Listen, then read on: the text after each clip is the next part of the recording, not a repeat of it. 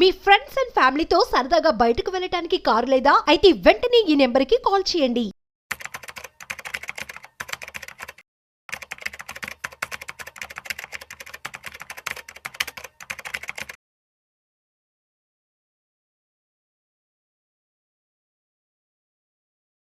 నమస్తే, నేను మీ రేవంత్ చెలమల.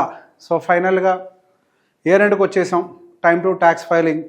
సో చాలామంది రీసెంట్గా ఈక్విటీ మార్కెట్స్లో ఇన్వెస్ట్ చేయటము, డైరెక్ట్గా స్టాక్స్లో ఇన్వెస్ట్ చేయటము, మ్యూచువల్ ఫండ్స్లో ఇన్వెస్ట్ చేయటము, ట్రేడింగ్ చేయటము, ఇట్లా రకరకాల యాక్టివిటీస్, కుడ్ బి బిట్ కాయిన్లో అవ్వచ్చు, ఇట్లా రకరకాల యాక్టివిటీస్ చేస్తున్నారు. సో అందులో కొంతమందికి ప్రాఫిట్స్ వచ్చి ఉంటాయి, కొంతమందికి లాసెస్ వచ్చి ఉంటాయి. So end of the day ఇక్కడ ఒక విషయాన్ని గుర్తుపెట్టుకోవాలి. లాస్ రావటము, ప్రాఫిట్ రావటం, అది ఇయర్ ఆన్ ఇయర్ చేంజ్ అవుతూ ఉంటుంది. సో మనకు వచ్చినటువంటి లాస్ని మన చేతులతో మనమే మ్యాక్సిమైజ్ చేస్తూ ఉంటాం. అది ఎలా అంటే వాటిని ప్రాపర్గా రిపోర్ట్ చేయక, ఆ ట్యాక్స్ ఫైలింగ్ని ప్రాపర్గా మనం మేనేజ్ చేయక.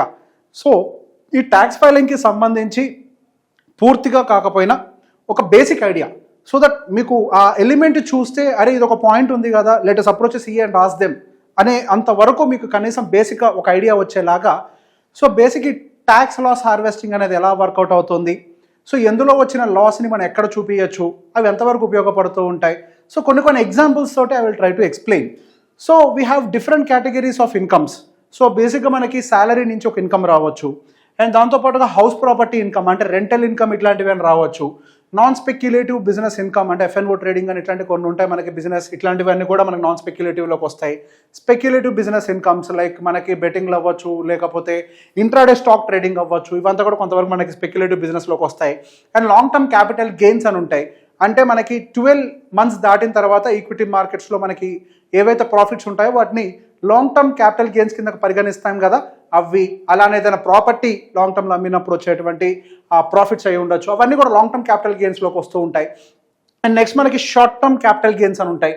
అంటే మనకి స్టాక్ అవ్వచ్చు, లేకపోతే మ్యూచువల్ ఫండ్ అవ్వచ్చు, వాటి యొక్క స్పెసిఫైడ్ పీరియడ్ అంటే 12 months అండ్ బిలో కనుక అమ్మినట్లయితే మనం వాటిని short term capital gain or loss కిందకి తీసుకుంటాం. అదేవిధంగా ప్రాపర్టీకి కూడా ఉంటాయి. సో ఇక్కడ మనకు వచ్చేటువంటి ఫర్ ఎగ్జాంపుల్ ఇప్పుడు ఏదో ఒక మ్యూచువల్ ఫండ్లో బాగా ప్రాఫిట్స్లో ఉన్నాయి, ఏదో బుక్ చేసాం, అదేవిధంగా స్టాక్స్లో లాస్ ఉంది. సో ఇక్కడ ఏమో ఇది మ్యూచువల్ ఫండ్ అని డిఫరెంట్గా చూస్తాం, ఏదో స్టాక్స్ అని డిఫరెంట్గా చూస్తాం, లేదా ఇంకొక వైపు ఏదో రియల్ ఎస్టేటో లేదా ఇంకేదో ప్రాపర్టీ ఉంది అని దాని ఒక డిఫరెంట్ ఎలిమెంట్గా ట్రీట్ చేస్తాం. సో బేసిక్గా మనకి ఎక్కడైనా లాస్ వస్తే వీటిలో ఎక్కడైనా ఆఫ్సెట్ చేయడానికి కొన్ని ప్రొవిజన్స్ ఉన్నాయి. అండ్ ఎస్, వాటి కొన్ని లిమిట్స్ కూడా ఉంటాయి. వాటికి సంబంధించి ఇన్ డీటెయిల్గా ఇక్కడ ఎక్స్ప్లెయిన్ చేయలేను, వీడియోలో చాలా పెద్దగా అవుతుంది టోటల్ ఎక్స్ప్లెయిన్ చేయాలంటే. బట్ మీకు ఒక బేసిక్ అవేర్నెస్ వచ్చేంత వరకు I try to explain. So for example మీకు హౌస్ ప్రాపర్టీ రిలేటెడ్ కనుక లాస్ ఏదైనా వచ్చింది అంటే could be rental income based loss. మీకు రెగ్యులర్గా రెంటల్ ఇన్కమ్ అనేది వస్తూ ఉంటుంది, దాంట్లో ఏదో మెయింటెనెన్స్ పెరుగో ఏదో ఒక రకరకాల వల్ల రెగ్యులర్గా ఒక 5 లక్షల రెంటల్ ఇన్కమ్ వచ్చేది కాస్త, లేదా ఒక 2 లక్షల రెంటల్ ఇన్కమ్ వచ్చేది కాస్త ఖర్చు పెరగడం వల్ల XYZ ఆ రీజన్స్ వల్ల మీకు అది నెగిటివ్లోకి వెళ్ళింది. సో బేసిక్గా రెంటల్ ఇన్కమ్లో లాస్ వస్తే దాన్ని అట్లా వదిలేయటమని అంటే అట్లే లేదు, దాన్ని ఆఫ్సెట్ చేయొచ్చు. రెగ్యులర్గా ఎవ్రీ ఇయర్ ప్రాఫిట్ ఉండేదాన్ని ఇప్పుడు లాస్లో చూపిస్తే దాన్ని మీకు వచ్చేటువంటి శాలరీలో ఆఫ్సెట్ చేయొచ్చు. అండ్ అదేవిధంగా house property, other house property ఇన్కమ్స్లో ఆఫ్సెట్ చేయొచ్చు. And almost every single category, short term capital gain, long term capital gain, speculative, non speculative, of course ప్రతి దానికి సబ్ లిమిట్స్ ఉంటాయి. ఆ సబ్ లిమిట్స్ ఏంటి అనేది మీ CA కానీ మీ ట్యాక్స్ ఆడిటర్ కానీ చెప్తారు. But you have a provision, even rental ఇన్కమ్లో లాస్ వచ్చినా కానీ మీరు ఆఫ్సెట్ చేయడానికి మీకు ఒక ప్రొవిజన్ అయితే ఉంది. అండ్ అదేవిధంగా స్పెక్యులేటివ్ బిజినెస్లో కనుక మీకు లాస్ వస్తే, స్పెక్యులేటివ్ బిజినెస్లో కనుక లాస్ వస్తే you can only offset against the speculative business income only. There is no any other way. అక్కడ మాత్రమే మీరు ఆఫ్సెట్ చేయడానికి ఉంటుంది, వేరే వాటిలో ఆఫ్సెట్ చేయడానికి మీకు అవకాశం లేదు. స్పెక్యులేటివ్ బిజినెస్ అంటే for example intraday stock trading చేసే వాళ్ళు అవ్వచ్చు, గుర్రా పందాలు, ఇట్లాంటివన్నీ కూడా స్పెక్యులేటివ్ బిజినెస్. అండ్ నెక్స్ట్ వచ్చేసరికి మనకి నాన్ స్పెక్యులేటివ్ బిజినెస్. ఈ నాన్ స్పెక్యులేటివ్ బిజినెస్కి సంబంధించి అంటే మనకి FNOలో కనుక ఏమైనా లాసెస్ వచ్చాయి, FNO ట్రేడింగ్ కానీ ఇట్లాంటి కొన్ని ఉంటాయి మనకి నాన్ స్పెక్యులేటివ్ అదర్ వ్యాపారాలు. సో దాంట్లో కనుక ఏదైనా లాస్ వస్తే శాలరీ ఇన్కమ్ ఎగనెస్ట్గా తప్పించి మిగతా వాటి అన్నింటిలో కూడా దాదాపుగా మనం దాన్ని ఆఫ్సెట్ చేసే ప్రాబబిలిటీ ఉంది. అదే కనుక ఈ long term capital gain tax. So ఈ 2 కాలమ్స్ని కొంచెం డీటెయిల్డ్గా ఎక్స్ప్లెయిన్ చేసే ప్రయత్నం చేస్తాను. బికాస్ ఇప్పుడు మేజర్గా అందరికీ ఉండే పెద్ద కన్ఫ్యూజన్ వల్ల ఈ long term and short term capital gain tax could be on related to your mutual funds stocks వీటికి సంబంధించి. సో మనకి 12 months ఇదేం దాటినా కానీ long term capital gain tax కిందకే వస్తుంది. సో బేసిక్గా లాంగ్ టర్మ్ క్యాపిటల్లో కనుక అంటే ఫర్ ఎగ్జాంపుల్ మనం 12 నెలల కంటే ముందు ఏదో ఒక స్టాక్ ఆర్ మ్యూచువల్ ఫండ్ ఏదో కొన్నాం, ఓకే, అది ఒక 1 year తర్వాత కూడా లాసెస్లో ఉంది, మనం తప్పనిసరి పరిస్థితిలో బుక్ చేయాల్సి వచ్చింది, ₹1,00,000 లాస్ అంతా బుక్ చేసాం. సో బుక్ చేస్తే అయిపోయిందని అంటే అక్కడితో ఏమి అయిపోలేదు. దాన్ని మనం కనుక లాస్ని within the time frame report చేస్తే ఫ్యూచర్లో రాబోయేటువంటి దాదాపుగా 8 సంవత్సరాల వరకు కూడా క్యారీ ఫార్వర్డ్ అవుతుంది. గుర్తుపెట్టుకోండి. సో బేసిక్గా ఈ లాంగ్ టర్మ్ క్యాపిటల్ గెయిన్ అనేది మనం ఫ్యూచర్లో రాబోతున్నటువంటి 8 years వరకు దాదాపుగా 8 సంవత్సరాల వరకు ఫ్యూచర్ ప్రాఫిట్స్లో ఆఫ్సెట్ చేయగలుగుతాం. అంటే మళ్ళీ దీన్ని ఎక్స్ప్లెయిన్ చేస్తా. ఫర్ ఎగ్జాంపుల్ 2025 సంవత్సరంలో ₹1,00,000 లాస్ బుక్ చేసాం, ఓకే. అదే అంటే మనకు లాంగ్ టర్మ్ కేటగిరీలో చెప్తున్నాను నేను. ఒక సంవత్సరం దాటిన దాంట్లో లాస్ బుక్ చేసాం 1,00,000. తర్వాత 2028లోనో ఎప్పుడో 2028లో ఒక ₹3,00,000 ప్రాఫిట్ వచ్చింది ప్లస్.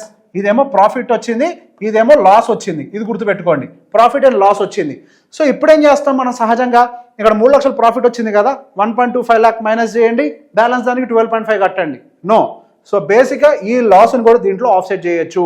ఈ ₹1,00,000 లాస్ 2025లో ఏదైతే వచ్చిందో దాన్ని ప్లస్ మీకు ఏదైతే స్లాబ్ ఉందో 1.25 lakh మనకి ఎగ్జంప్షన్ ఏదైతే ఉందో దాన్ని, అంటే ₹2,25,000 మైనస్ చేసి ఆ బ్యాలెన్స్ ఉన్నటువంటి ₹75,000 మాత్రమే మీరు ట్యాక్స్ పే చేసేది.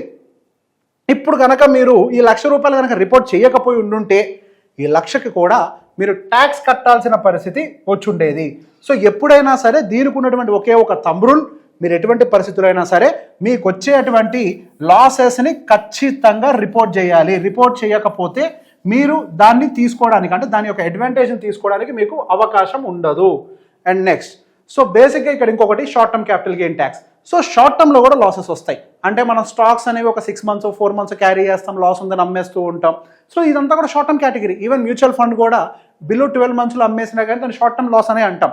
సో ఇక్కడ షార్ట్ టర్మ్ లాస్తో కూడా అడ్వాంటేజ్ ఏంటి అని అంటే, ద షార్ట్ టర్మ్ లాస్ అంటే మనకు 12 months బిలో చేసిన దాన్ని షార్ట్ టర్మ్ లాస్ కేటగిరీలోకి రాసుకుంటారు. దాన్ని లాంగ్ టర్మ్ ప్రాఫిట్ తోటి ఆఫ్సెట్ చేయొచ్చు, షార్ట్ టర్మ్స్లో వచ్చేటువంటి ప్రాఫిట్స్ తోటి కూడా ఆఫ్సెట్ చేయొచ్చు. వేరాజ్ లాంగ్ టర్మ్ ప్రాఫిట్ని మాత్రం షార్ట్ టర్మ్లో వచ్చే లాసెస్ని ఆఫ్సెట్ చేయడానికి లేదు. ఫర్ ఎగ్జాంపుల్ పోయిన సంవత్సరం నేను షార్ట్ టర్మ్ లాస్ ఒక 50,000 బుక్ చేశా, ఇప్పుడు నేను లాంగ్ టర్మ్లో ఈ సంవత్సరం పోయిన సంవత్సరం నేను లాంగ్ టర్మ్ ప్రాఫిట్ ఒక 50,000 బుక్ చేశా, ఈ సంవత్సరం షార్ట్ టర్మ్లో నాకు ప్రాఫిట్ వచ్చింది అడ్జస్ట్ చేస్తానంటే కుదరదు. మళ్ళీ చెప్తున్నాను, అర్థం చేసుకోండి. పోయిన సంవత్సరం లాంగ్ టర్మ్లో నాకు లాస్ వచ్చింది 50,000, ఈ సంవత్సరం షార్ట్ టర్మ్లో 50,000 ప్రాఫిట్ వచ్చింది. సో ఈ రెండింటిని అడ్జస్ట్ చేస్తానంటే కుదరదు.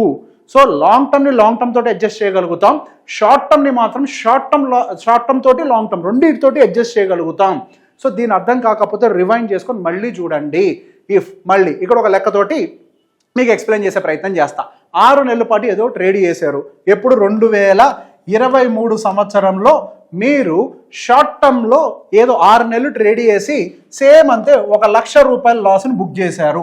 ₹1,00,000 లాస్. 2025 సంవత్సరంలో, ఇది నేను షార్ట్ టర్మ్ కేటగిరీ గురించి ఎక్స్ప్లెయిన్ చేస్తున్నాను, గుర్తుపెట్టుకోండి. 2025 సంవత్సరంలో మీరు అప్రాక్సిమేట్గా ఒక ₹5,00,000, ఇందులో ఈ ₹5,00,000 షార్ట్ టర్మ్లో వచ్చినటువంటి ప్రాఫిట్ ఏమో సుమారుగా ఒక 3,00,000 అనుకుంటే, లాంగ్ టర్మ్లో ఒక 2,00,000 అనుకున్నా. సో బేసిక్గా మీరు వీటిల్లో అంటే షార్ట్ టర్మ్లో ఒక 1,00,000 మైనస్ చేసి 1,00,000కే కట్టచ్చు. బ్యాలెన్స్ది ఈ 3 lakhs ఏది ఉందో ఈ 3 lakhsలో నుంచి 1.25 అగైన్ మైనస్ చేసి మీరు బ్యాలెన్స్ దానికే ట్యాక్స్ పే చేయొచ్చు. సో ఎప్పుడైనా గుర్తుపెట్టుకోవాల్సిన అంశం ఏంటి అని అంటే, all you have to do is report your losses. So దీన్ని ట్యాక్స్ లాస్ హార్వెస్టింగ్ సిస్టమ్ అని అంటారు. సో దీంతో పాటుగా నేను మరికొన్ని ఐడియాస్ కూడా ఇస్తాను. అంటే ఆల్రెడీ మనకి మార్చ్ రాబోతుంది కాబట్టి ఇక్కడ ఉన్న వాళ్ళకి కొంతవరకు అంటే అడ్వాంటేజ్ అవుతుంది. ఆల్రెడీ ప్రాఫిట్లో ఉన్న వాళ్ళు కానీ లాస్లో ఉన్న వాళ్ళకి కానీ కొంతవరకు అడ్వాంటేజ్ అవ్వడానికి అవకాశం ఉంది.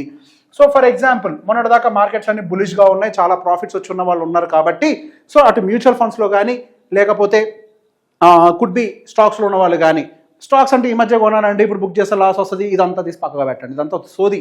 ఏమవుద్ది, ఇప్పుడు అమ్ముతాం మళ్ళీ వెంటనే కొనండి, రేపు ఎల్లుండో కొంటారు అంతే కదా.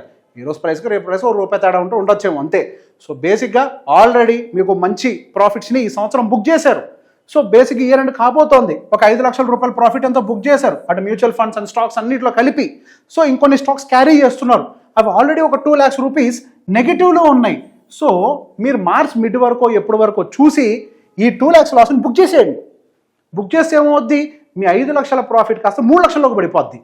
ఇప్పుడు మీరు ఆ 3 లక్షలుగా కడతారు. ఒకవేళ మీరు 2 లక్షల లాస్ని బుక్ చేయకపోతే టోటల్ 5 lakhsకి మీరు ట్యాక్స్ కట్టాల్సి వస్తుంది. అరే ఇక్కడ లాస్ బుక్ చేస్తున్నావు కదంటే ఎవడు చెప్పాడు లాస్ బుక్ చేస్తున్నావు అని? అది మన సైకలాజికల్ ఫీలింగ్. నువ్వు అక్కడ బుక్ చేసి వెంటనే ఎంటర్ అవ్వని చెప్తున్నాం కదా, జస్ట్ బుక్ చేయి అంతే. సేమ్ ప్రైస్కి ఎంటర్ అవ్వు, అట్లా ఎగ్జిట్ అవ్వు, ఇట్లా ఎంటర్ అయిపో, అంతే తేడా. అక్కడ మనం బుక్ చేసినందుకు గాను ట్యాక్స్ మిగులుతుంది. 2 లక్షల మీద మనం యావరేజ్గా ఇప్పుడు ఫర్ ఎగ్జాంపుల్ 2 lakhs ఆఫ్సెట్ చేస్తున్నాం కదా, 20% ఉందనుకోండి ట్యాక్స్ ల్యాబ్, అప్రాక్సిమేట్గా ఎంత మిగులుస్తున్నాం 2 lakhs మీద 40,000 రూపాయలు. అదో ఒకవేళ లాంగ్ టర్మ్లో ఉన్నప్పటికీ దాదాపుగా ఎంత మిగులుస్తున్నాం, దాదాపు 25,000 రూపాయలు సుమారుగా మిగులుస్తున్నాం. ఆ 25,000 రూపాయలు మిగుల్చుకోవడం కోసం మన అవసరం అయితే కొంత బుక్ చేయాలి, ఇంటెన్షనల్గా బుక్ చేసి రీఎంటర్ అవ్వాలి, అంతే తేడా, అంతకు మించి ఏం లేదు. సో ఇయర్ ఎండింగ్ వస్తుంది కాబట్టి లాసెస్లో ఉన్న వాటిని బుక్ చేసి రీఎంటర్ అవ్వడానికి ఎటువంటి మొహమాటం పడకండి. మేబీ మ్యూచువల్ ఫండ్స్లో కనుక షార్ట్ టర్మ్లో ఉన్నాయి అయితే మేబీ మీకు ఏదైనా ఎగ్జిట్ లోడ్ పడవచ్చు, అది క్యాలిక్యులేట్ చేసుకోండి విడిగా. ఎగ్జిట్ లోడ్ కూడా క్యాలిక్యులేట్ చేస్తే అడ్వాంటేజ్ ఉంటుందా లేదా అనేది. బట్ మీరు అదే స్టాక్స్లో ఉన్నా లేదా లాంగ్ టర్మ్లోనే లాస్లో ఉన్నా కళ్ళు మూసుకొని బుక్ చేసినా మనకు ఎటువంటి సమస్య లేదు. సో ట్యాక్సెస్ ఫైల్ చేసే టైం వచ్చింది కాబట్టి కొంత ఈ అబ్జర్వేషన్స్ అనేది దృష్టిలో పెట్టుకోండి. వీటిల్ని మీరు మీ సీఈఓకో ఎవరో ఒకరికి ట్యాక్స్ ఆడిటర్ తోటి చేయించుకోండి. మనం చేయడంలో మిస్టేక్స్ జరగచ్చు, వాళ్ళతో చేపిస్తే బెటర్గా చేస్తారు. Thank you very much.